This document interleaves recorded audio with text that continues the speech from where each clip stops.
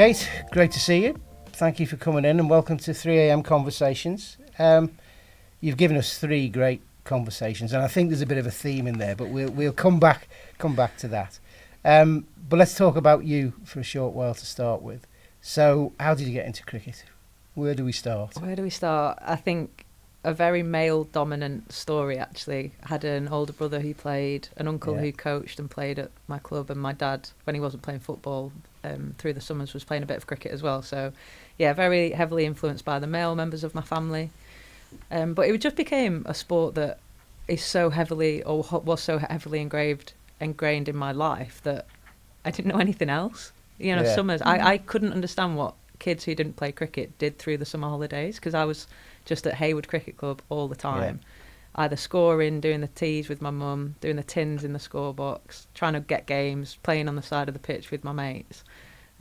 So yeah, it just obviously became quite a big part of my life quite early, but from an actual playing point of view, I just got involved with the lads down there, played in the under-11s, worked my way through the age groups.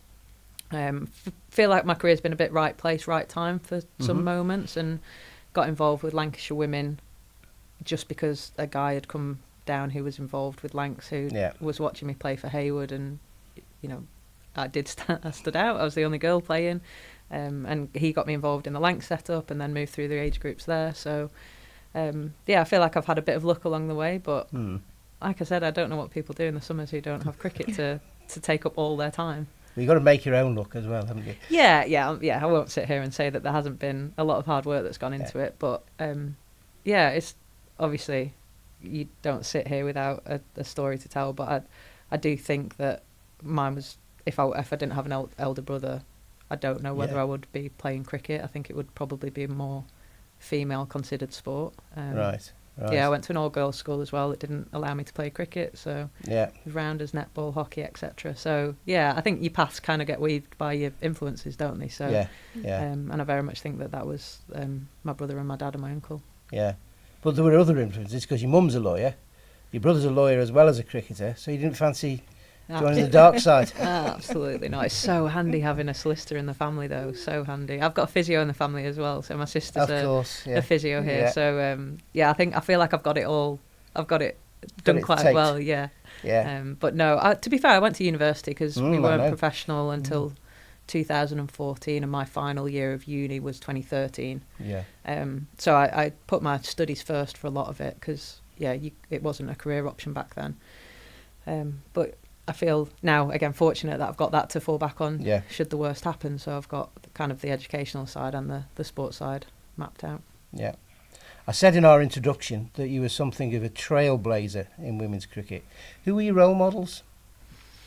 My role model it's so cliche. I'm a Lancastrian, and he played in the 2005 Ashes, which was my era of cricket. But it was Andrew Flintoff. Yeah. And I loved watching him play because I loved how charismatic he was on the pitch. And often cricket is seen to be this boring sport that you need to obviously know inside out to understand it.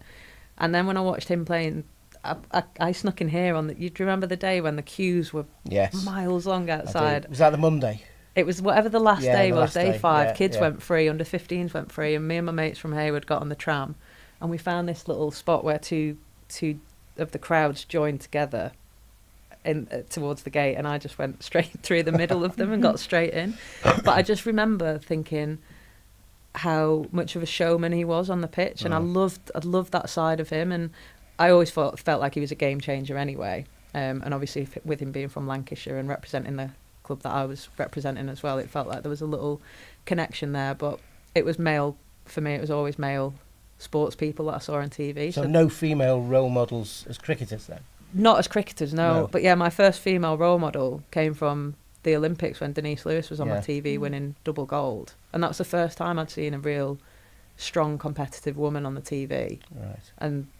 But I wouldn't have considered her a role model, but I remember being quite shocked that I'd seen a woman on the TV and doing something pretty cool in sport. So again, it's probably the influences of what I was watching on. I was watching a lot of male cricket on TV, football, etc. So and then you end up on Field of Dreams, was it, with Mr. Flintoff? Oh, that was a mad phone call. Yes, the Blackpool ladies team. Tell us about that. That was such a cool experience. So there was one moment, actually, I'll take you back to probably about 2005 when I was on the academy here, and we were in the nets just out there, and it was one of the first outdoor net sessions we'd gone through the winter, so it was probably about this time, actually. And I was just tying my shoelace, and I just heard this, "Hiya, Crossy, how are you?" And I looked up, and it was Andrew Flintoff, and I was only 15, and I remember thinking, oh my God, he knows my name. And that moment has stuck with me now. That was 20 years ago, and I can still remember that feeling of, oh my God, my role model that I've watched on TV, that this is incredible influence, knows who I am.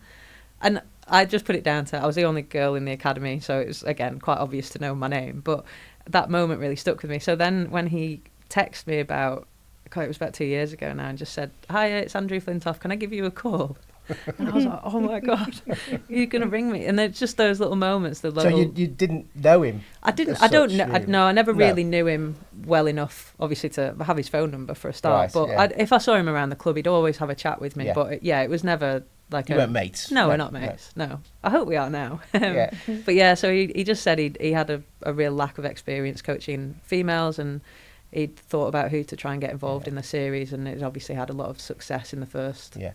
He'd only done the one series at that time. I don't think the India trip had come out yet. Right. So he said, "Would you get involved?" So it was so much fun. It was eye opening.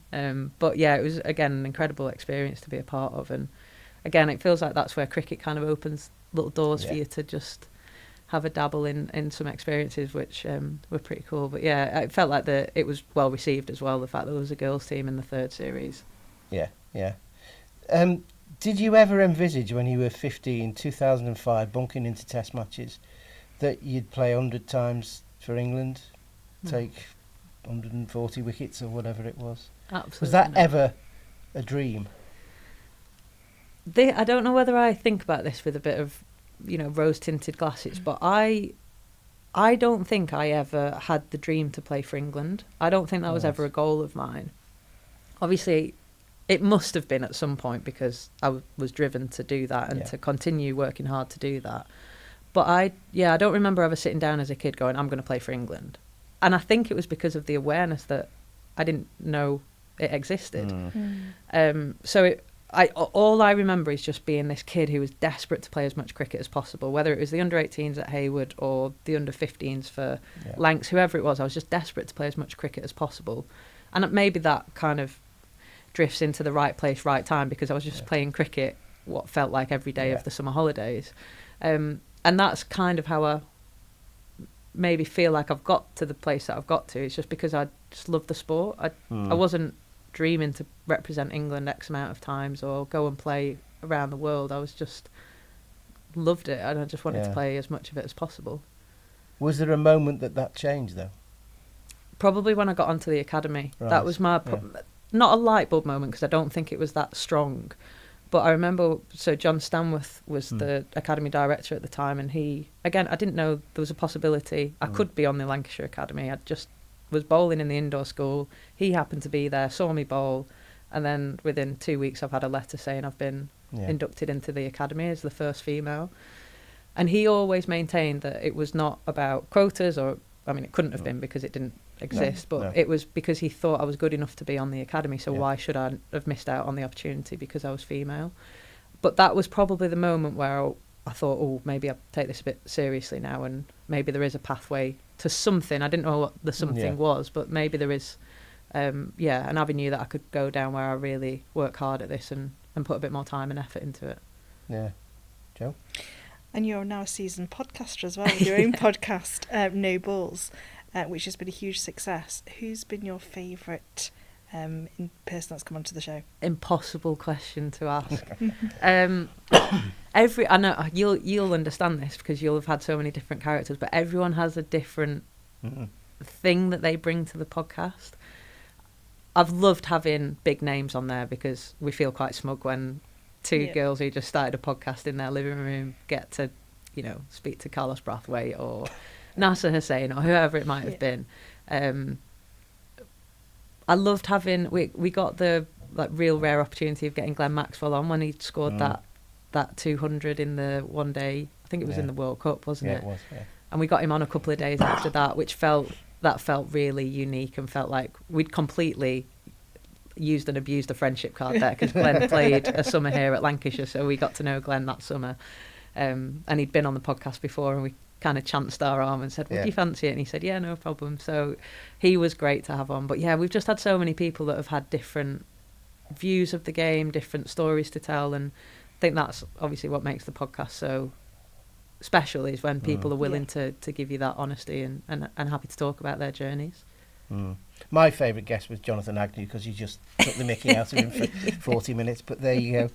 Let's turn to your 3am conversations, and obviously listening to your podcast, and as I said earlier, I detected a bit of a theme running through them. Tell me if I'm wrong. And you've been very transparent on the show about the links you have between mental health issues and physical performance.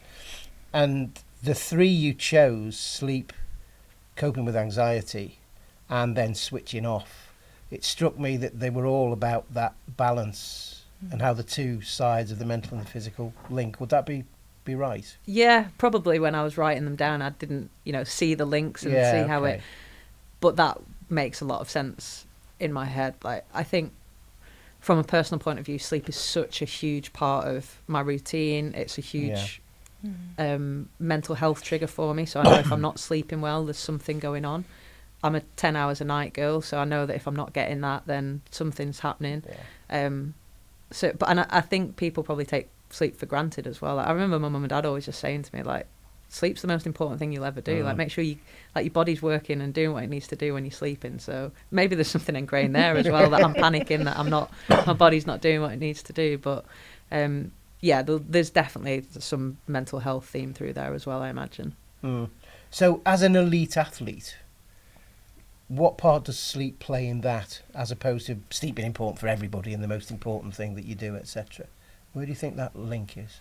I think for you. Yeah, I think from my point of view, it's that feeling of freshness. I think there's nothing worse as an athlete when you come into training and you just feel like you're going through the gears. And I think it links really heavily with the mental side of cricket as well, because it's such a game based on concentration and decision making and like the tactical awareness of the game, that if you're not quite at your best, at your sharpest, and you put that down to having a bit of a rubbish night's sleep, and you almost come into the game already feeling underprepared, which I hate. I always think I've been at my best when I know you can't be perfect and tick every box, but if I know that I've been able to control most of my pre-match routine, I already feel a bit like I'm going out onto the pitch with my shoulders, up, and I'm kind of already ahead of the game, and what will be, I understand that. But I can't then bowl a spell and go, well, you know what, I actually had a few beers last night and I didn't sleep well, and then my breakfast wasn't great. Like, it's almost like a blame thing almost. Like, I've got nothing to blame if I know I've prepared really well, and sleep for me is a big part of that. And it's a lot of the time uncontrollable. We're in different hotel rooms for a lot of our away games. You've obviously got different environments to keep adjusting to. Something that you do get used to as you do more of it, but it's still a difficult part of the lifestyle that we have. So it's been a thing that I've almost had to make peace with at some points, and know that sleep doesn't equal performance, but actually for me it's a big part of feeling ready to go and be ready to perform the next day. Yeah. And over the course of your career then, has your relationship with sleep changed? I've probably appreciated it more as I've got older and understood the benefits of it, and I think a lot of it comes down to understanding myself and my triggers. Like I said, there's probably times where I've overanalyzed and gone, oh God, I didn't sleep last night, what's going on? And actually I've just had a bad night's sleep. It's that's normal. But I do think I've definitely appreciated, sleep routines and understanding what they do for you. And like I said, if you're traveling through hotels, that's maybe the one thing you can control, is trying to make your environment as similar as possible. But I think my relationship has probably got better with that element of, don't worry too much if you've not had a good night's sleep. It isn't the end of the world. And there's actually been some games that I know where I've probably had 3-4 hours sleep from having a race in mind, and then gone out and had my best game. So that when you've got that evidence, you can't then be too rigid with your sleep, because it doesn't equal that performance. Let's move on to the second conversation, and this was it was about anxiety, and how you felt, and you framed it around particularly competition and big games. Has that always been part of your psyche, or did it, I'll say, get worse, you know what I mean when I say that, as you got professional and then more successful? I would say it's always been there, but I think there was definitely a part of my career, probably around 2015, 16, where I learned quite quickly about mental health and what I was suffering with that I didn't actually quite realise. That eventually led me to have a little break from the game. But those anxieties came around when we turned professional, essentially. Yeah. And it was a real battle of mine, going from it being my hobby that I love, that I wanted to play every single day, to then, I'm being paid for this. Now there's pressure on me to perform because I'm being paid, and my teammates are looking to me to do well. And so there was definitely an element of it got worse around that period, and I had to then almost relearn how to love cricket with the pressure of the professionalism on top of it. But I think the way I'm built, designed, however you want to say it, I'm a competitive person, but I'm the most competitive person with myself. I hate dropping my own standards. I hate people thinking that I might not be trying. And then I think that's where a lot of my 3am thoughts will come from. It's more around me controlling myself rather than, like, I know I could bowl 6 of my best balls out there and they could still get hit into that hotel. That's cricket. But again, if I'd gone out the night before, if I'd not prepared as well, then I would be more concerned about people looking at me and going, oh, she's not been that professional today, rather than what my performance looked like, if that makes sense. So there's almost this internal dialogue of trying to be the best person that I can be, and the best version of myself. And that kind of comes with, like, being prepared. So a lot of my thoughts when I'm overthinking at 3am when I can't sleep, it's been around times that I've been captain and felt like there's obviously a bit of an added pressure being captain, but there's more to think about. You're not just thinking about yourself, you've got other people's fields and game plans to go through. So it's almost that, how can I be the best version of myself for the team, that makes me overthink more than actually what I know I can produce when I'm on the pitch. Yeah. If that makes sense. Yeah. But go back 20 years to that night before the first game in the ones for Haywood. Yeah. Men's team with Bobby, your brother. Yeah. Yeah. So what was the anxiety like before that? Because I get I'm now a professional, I've got to perform, there's people paying to watch me. Get that. Yeah. But that must have been pretty terrifying the night before. Awful. It was. Do you know what? That is one of the only goals I've ever set for myself in cricket, is to play first team cricket at Haywood. Right. That was the one. It wasn't play for England, like I said. It was play first team cricket. And then when I got the opportunity, I remember absolutely pooing my pants, because I thought, everyone knows that there's a girl playing. Everyone's eyes are going to be on me. And is she good enough? And, you know, does she warrant being there? Is this a bit of a gimmicky headline thing for the Haywood Advertiser? But yeah, I remember just being really nervous that I wasn't going to be good enough on that day. We actually had Stephen Parry sub-proing for us that day, so he bowled before me and hadn't taken a wicket. So I thought, well, if the actual professional hasn't done that well, then the pressure's off. But it actually went okay that day, and I picked up a couple of wickets and just was able to breathe. And as has happened a lot in my career, I've gone, you're okay, you're fine, you do belong here. So that's kind of been the narrative of my career. But yeah, there was a lot of nerves around that, just more because the narrative of the first girl to play in the league, and naturally what happens when you are the only girl playing is that you just do stand out. People are more interested in how I bowled than how Steve Parry bowled that day, just because it's a different story. So and I've found, especially with women in male dominated spaces, that people are really, really keen for you to fail. There's obviously a real nice group of people who don't want you to fail, but there's always that someone that's happy to chirp up when you've not done well and go, well, should she be here? They don't say that about the lad batting at 11, but they're happy to say that about the girl that's playing. So, but that's probably a completely different podcast subject to get into later. Yeah. And you have sort of touched on this in that answer, but typically, how do nerves show up for you? Apart from a mental perspective, is there a physical element of it for you or an emotional element as well? I probably go to the extremities, but either side. So I'm either really quiet if I'm really nervous and people can tell I've gone quite internal and probably overthinking everything, or I almost go the other way and waste a lot of energy by running around and trying to, get rid of how I'm pent up in a way. I think as I've got older, I've got better at just trying to be like, nerves are part of the game. I think it's great if I'm still turning up and getting nervous to bowl, then that means I still care a lot and I've still got something to give to the team and to the environment. You talked about it there in the sense that it's good, in a sense that you're still nervous, you still care, you still want to succeed.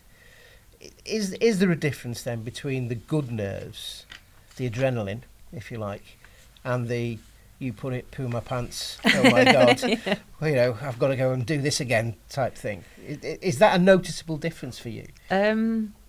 Someone once told me that nerves and excitement are actually the same sensation, feeling, hormone, whatever you want to put it down to. It's just how you view it. So if you feel like you're going to fail because you're nervous, then that's almost your psyche telling you that. Whereas if I turned up and go, I feel really excited about today, then it almost can shift how your narrative of whatever is making you feel nervous. But so I think they're obviously similar in some aspects, but I think it's down to you and how you perceive them. Because I think I've been quite fortunate that my anxiety has never played out as being sick before the game. It's never been majorly physical that has hindered preparation or performance in that respect. And I know some people can be crippled with that. Whereas for me, it's almost just that trying to level out and understand it's normal to feel this way. You've been here many times before. It's the same ball. It's the same set of stumps. It's the same process you're going to go through, which comes with experience. Of course it does. I probably wouldn't be able to say that if I was sat here as a 20-year-old. But I remember my England debut. I debuted first in the T20s, and I remember being stood at the back of my mark, just saying, if you land this on the pitch, that's a win. Yeah. There's no amount of nerves now in any game of cricket that would make me go, oh, this could go off the pitch. I'm not thinking that way. Exactly. Yeah. So I think with experience, obviously, you find a way of being able to navigate those nerves and the excitement as well. Yeah. And you've been very open about sort of your struggles with anxiety over time. Are there specific moments in your career when it's peaked, and what was going on at that time, and how did you handle it?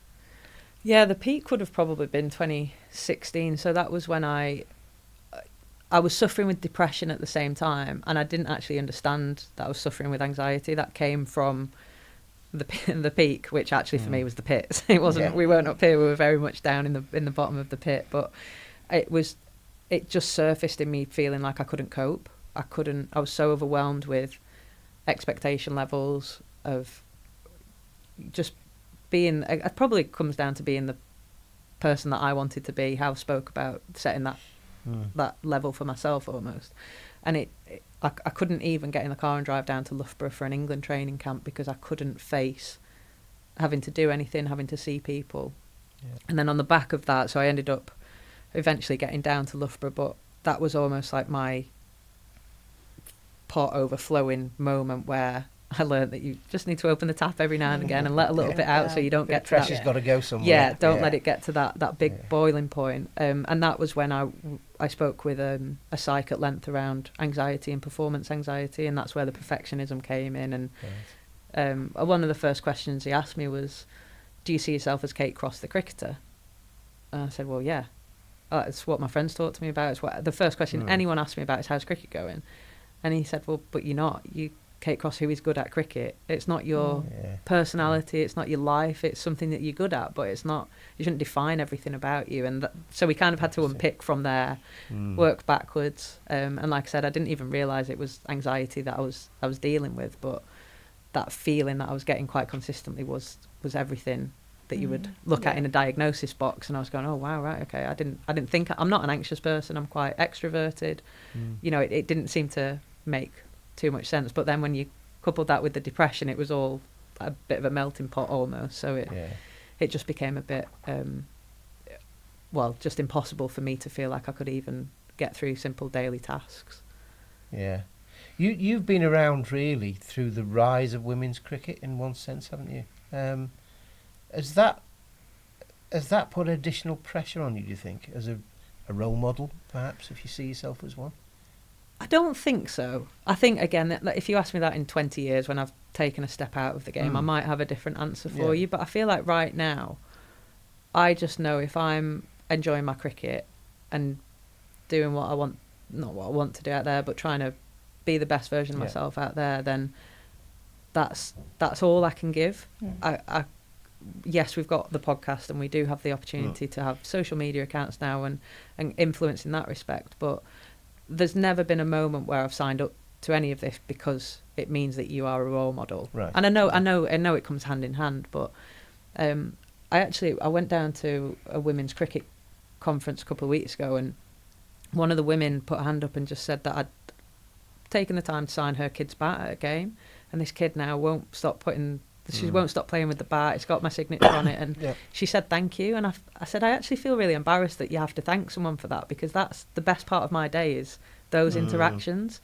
I probably got panned around the park that day. I don't remember it. The kid won't remember it. But actually that tiny moment, and it took me back to the Andrew Flintoff moment I had in the nets, where it was nothing. He won't have even remembered that he'd seen me that day, but it had such an impact on me. And actually those moments where you do get to interact with the crowd, which I think from a female sports point of view, we're a bit more accessible than maybe male sports people are. And that's probably part of the journey. I think that will change. But I think those moments are the ones that, when I do step back in 20 years and reflect on it, I'll remember those moments more than I'll remember certain spells or trophies or, moments actually that are on the pitch. You touched then on sort of the opportunity about social media, but does social media or sort of external opinions ever add to your anxieties? It definitely used to. I think when Twitter was a bit of well, it's not Twitter anymore, is it? It's X now. But when that first started, that felt like a platform that we needed to use as cricketers to even let people know when we were playing. Because, I've gone through the journey of, no one even knowing that England women had a cricket team. So there was moments where our media manager would say, can everyone retweet when the game is so that all your followers know when you're playing? So there's obviously been really useful parts of it. But I think, again, as I've got older and probably as the visibility of the sport has grown and we don't have to do that as much, then I've probably taken more of a step back from it. But I'm the kind of person that reads everything. So I'd happily search my name on Twitter and see what people thought of me that day. And for the 10 positive comments you have, there's always the negative one that sticks with you. But now I find it quite funny. I think it's really fascinating that people, if they met you in the street, wouldn't have, they would not be saying these things to you, but because they're behind a keyboard, then it's really easy to just slag people off almost. It is. Given the issues you had with mental health and your time in the game, do you think cricket has become more accepting of mental health issues, more supportive? I think so. Yeah, I would. Because I remember when I first spoke about it, I got approached by the BBC to do a little interview. And I thought, I'm happy to do it. I'm a talker anyway. Yeah. And I remember thinking, if it helps one person and they go to the GP and say, you know what, I've heard this and I think I'm feeling similar, I thought, why not? And then I was one of the first females to speak about it. I think there'd only maybe been Trescothick who chatted a little bit in the press. So there wasn't a massive amount of people talking about it. But I think the way that the cricket season, well, even the 12 months of the international season now for the men and the women, it's just so relentless that mental health is a huge part of it. And actually, society now, I think probably since COVID, I think as a society, we've probably all become a bit more aware of everyone's mental health and given people a bit more wiggle room to talk about things, which I think's fab. Yeah. And I think that, if we can be a sport that's led in that and supported in that, then we can be really proud of ourselves for it. But I do think cricket has felt, for whatever reason, whether it's the nature of the sport, it has felt like there's been more conversations in our space versus, maybe I'm just not privy to them and I'm not hearing football and rugby, but it does feel like cricket has quite a platform when it talks about mental health. Well, I think the sport's possibly had more high profile international players who've either spoken about it or obviously suffered. You mentioned Trescothick, there was Jonathan Trott, Graham Thorpe recently. And you've not necessarily seen that that I'm aware of, like you, in football or rugby. And it might be the nature of the travel. Like I mean, you think with cricket, when they're away for a 5-test series and they go to Australia, and it's a 3-month period of their life that they're away, and it's away from home and families and familiarities. So maybe, could you liken that to a football World Cup, maybe, when they're away for a couple of weeks? But I don't know. I don't know what the reasoning is with cricket. Like I know when I first started playing professionally, someone said to me, like, you'll have more bad days than good in cricket. And I thought, oh, brilliant. Great. Right, I'll sign another contract. Yeah, like it's kind of a sport that lends itself to failure. Yeah. Because you do have more failings in it, especially probably from a batting point of view. I think as a bowler, you've always got the opportunity to come back and try again, whereas if you fail as a batter, you're done for the day. So there's probably some psychological element of that makes it maybe a bit of a harder game in that respect. But yeah, it does feel like there's been a lot of high profile cases talking about, which can only be a good thing in my mind. I can't see it as a negative thing. And maybe it's just that we've created the space for it to feel safer. And one of my big worries when I first spoke about how I was feeling, and obviously bear in mind I wasn't quite fully understanding it, was that I wasn't going to get picked, and that they'd think I'm weak, and that if they don't think I can cope with coming and training, they're never going to think I can go and play on the TV in front of however many people. So I was so scared of losing my opportunity to play for England that I probably allowed it to get to the bubble boiling point rather than just being a bit more honest earlier. So I think that understanding now, probably the safety of the space and people not feeling like they're going to lose their opportunities because of it is, again, it can only be a good thing. Yeah, no, I can see that. Let's move on to conversation number 3. And you've touched on it sort of as we've talked about other things. And the way you put it was overthinking situations, not being able to switch off. But then you linked it with being, I'm a huge people person. Yeah. And I didn't necessarily see the link there, but explain it. I don't... So I think I'm a people person because I'm... In our insights profiling, I don't know if you've ever done it, but I'm a very empathetic. Right. I'm the colour green on the profiling, so I'm very people-centred. Like, I would so much rather everyone on the pitch have a great time than us necessarily win. I'd love to see, like, if everyone comes off smiling, I'm like, oh, we've had a good day. Keep that to yourself occasionally, possibly. I'm probably the worst professional athlete ever, actually. It probably more lends itself to, like, if I see the crowd are having a good time, then, the results maybe. Again, it goes back to that kid. She won't remember what I did that day, but she remembers the interaction that we've had. So, yeah, I'm centred around people, and I love helping people. I love feeling like I've done something that has either enhanced someone's day, life, whatever it might be. So I think that's where the people thing comes from. And I think then the overthinking side of it maybe comes from, have I done enough that day, or was there a scenario where I could have been a better friend or a better teammate? Or one of the big things I learned, I was working with a psych last year around my England contract stuff, was around not allowing the situation to dictate who I am as a person. So I had a lot of anger and a lot of frustration that then meant, I didn't want to wish the England girls good luck for the World Cup, but that's not who I am. That's that, and then that created a lot of guilt and a lot of, ill feeling within myself that actually you're being a horrible person here, and you're not. That's not you. At your best, you're a really good teammate who cares a lot about everyone. So that's probably how I've linked the two. And as you sort of come to understand yourself better, have you sort of figured out what sort of triggers there are for you for overthinking? Is it mainly to do with your profession in cricket? Is it relationship? Is it a combination of personal and professional elements?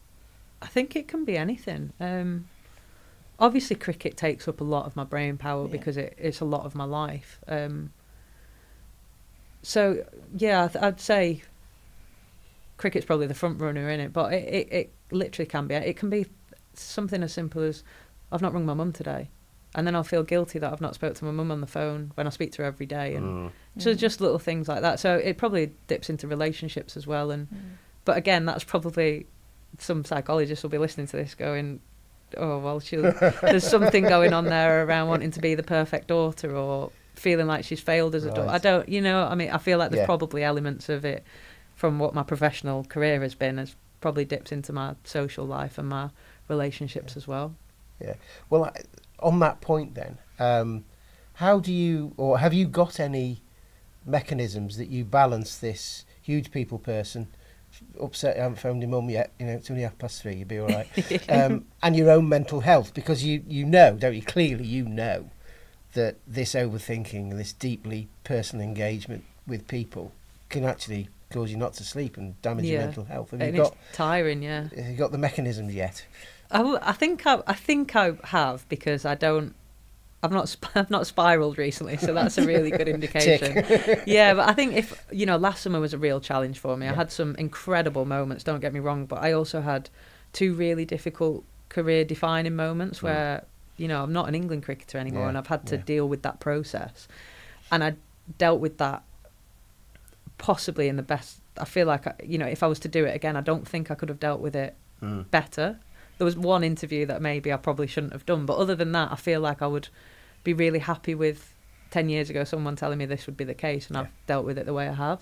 So I think in that respect, a lot of my mechanisms are firm and they're strong, and I'm quite quick to recognise the tough time. Don't get me wrong, I still know that you can peak and kind of trough through those moments, and for me, a big thing is not letting like bad days or weeks turn into bad months, and making sure that I speak to someone if I feel like I'm getting to a point where something's not right. Or even at the minute with my sleep, I'm sleeping loads, but I'm still really tired. And after 1 week, I was like, oh, maybe it's just the part of the winter we're in. Then after 2 weeks, I was like, oh, maybe I should speak to someone about this now, because so it's almost not letting it build up to.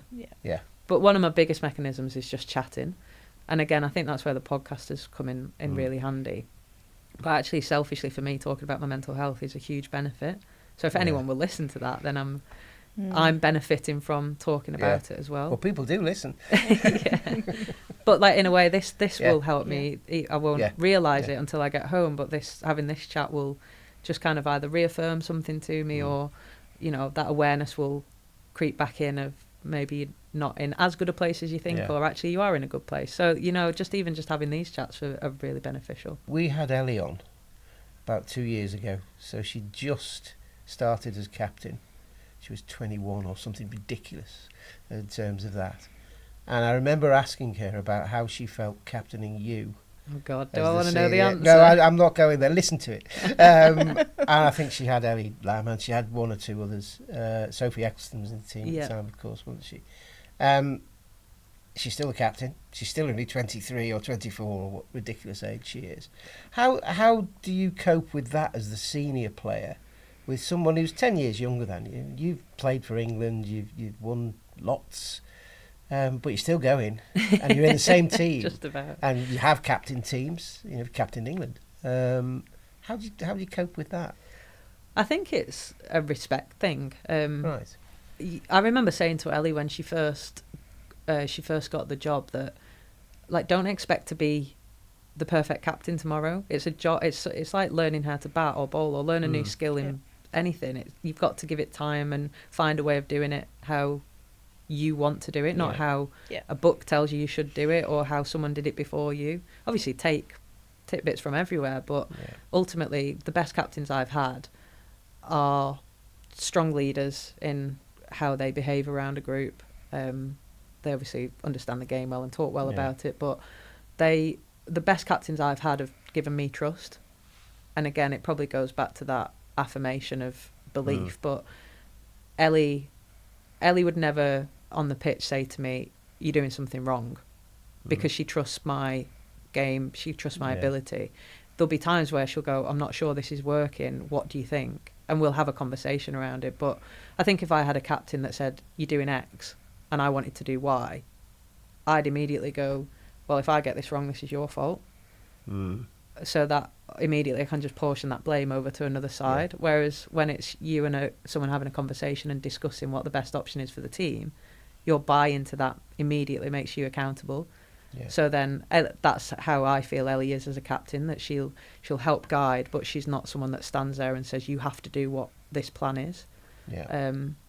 And similarly for me, obviously, with the SEAM group that we have here, I'd like to think that Ellie almost like gives me license to kind of lead that. And, you know, she's 30 yards away at the other end of the pitch, whereas I'm stood next to the bowlers. So naturally it is just easier for me to have those conversations and try and, obviously we've got some young bowlers, so you want to try and guide, but I don't want to tell someone how they play their game. I know what their strengths are and I know what the situation might need, but no one's going to have success if I just stand there and tell them what to do. And that's where I feel like Ellie's captaincy's got to as well. Time's against us, and we're probably coming to the end. But you talked about this summer. So you've signed a 1-year contract. Yeah, tactical. Tactical, okay. So you've cricketer, podcaster, Sky commentator, BBC commentator, psychology degree from Leeds, sports directors masters from Manchester Met. What's next? Do you know yet?